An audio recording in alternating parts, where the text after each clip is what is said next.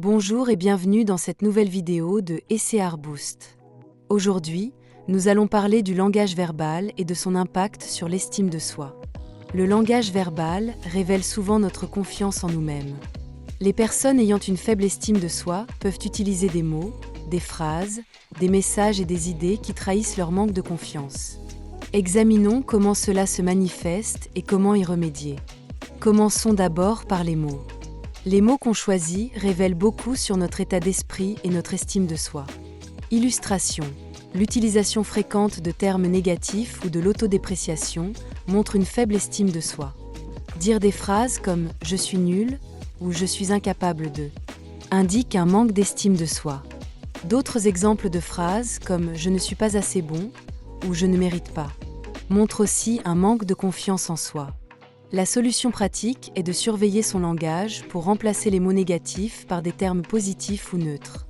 Par exemple, au lieu de dire « je suis nul », dire « je vais m'améliorer ». Il faut utiliser des affirmations positives en disant « je suis capable » ou « je vais réussir ». L'utilisation de mots positifs renforce la confiance en soi et l'estime de soi. Dire « j'ai les compétences nécessaires » ou « je suis digne de ce succès » aide à renforcer la confiance. Comme exercice pratique, tu dois observer les mots que tu utilises au quotidien afin de détecter les mots négatifs pour les remplacer par des affirmations positives. Cela te permettra de modifier progressivement ton langage. Il en est de même pour le contenu général du message. Il peut également trahir une faible estime de soi. Illustration, le message peut être empreint de doute et d'hésitation. Par exemple, dire « je pense que c'est peut-être une bonne idée » montre un manque de conviction. Ou encore, dire « je ne suis pas sûr, mais nous pourrions essayer » montre de l'incertitude.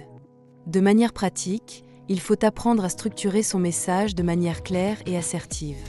Par exemple, dire « je crois que c'est une bonne idée » montre plus de confiance. La solution est donc d'être clair et précis en formulant des messages directs et assertifs. Par exemple, dire « je suis certain que c'est la bonne solution » au lieu de « je pense que c'est peut-être la bonne solution ». Ou encore dire « nous devrions faire cela » au lieu de « je ne sais pas, mais nous pourrions peut-être ». Voici un exercice pratique. Lors des discussions, entraîne-toi à reformuler ton message pour qu'il soit direct et précis. Parlons maintenant des phrases. La construction des phrases peut également refléter le niveau d'estime de soi. Illustration. L'utilisation de phrases longues et compliquées pour éviter de prendre position. Par exemple, dire « je ne suis pas vraiment sûr, mais peut-être que nous devrions envisager de faire » montre de l'hésitation. Un autre exemple, dire « je pense qu'il serait peut-être bon d'essayer cela » montre de l'incertitude. La clé, c'est de construire des phrases simples et directes. Dire « nous devrions faire ceci » est plus confiant. Tu l'as compris. La solution est d'utiliser des phrases courtes et directes. Tu peux dire « je propose ceci » au lieu de « je me demande si peut-être nous pourrions envisager ceci ». Les phrases courtes et directes montrent de la clarté et de la confiance. Par exemple, dire « allons-y » plutôt que « peut-être que nous devrions y aller ». Voici un exercice pratique. Lors de tes conversations, exerce-toi à simplifier tes phrases pour éliminer les mots inutiles et les hésitations. Qu'en est-il des idées et des pensées ? Les idées et les pensées exprimées par une personne peuvent également révéler son niveau d'estime de soi. Illustration. Le fait de partager ses idées avec beaucoup de précaution et de réserve. Par exemple, dire « je ne suis pas sûr, mais peut-être que » montre une peur de l'échec ou du jugement. Un autre exemple, dire « je pense que ça pourrait fonctionner » mais je ne sais pas vraiment, montre de l'incertitude.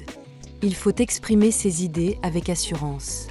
Dire « je propose que nous fassions » montre de la détermination. La solution est donc d'exprimer ses idées avec assurance. Une personne qui exprime ses idées clairement et sans hésitation montre une confiance en ses propres pensées et opinions.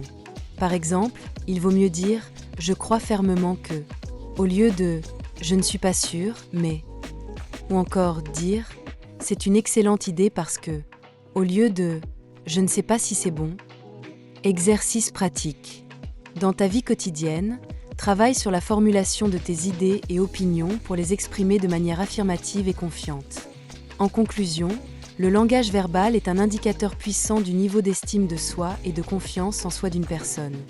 En prenant conscience de l'impact des mots, des messages, des phrases et des idées, et en faisant les exercices pratiques que je t'ai proposés, tu développeras une communication verbale qui reflète la confiance et l'assurance. Et ton estime de soi grandira. Merci d'avoir suivi cette vidéo. Dans la prochaine vidéo, nous parlerons du langage paraverbal.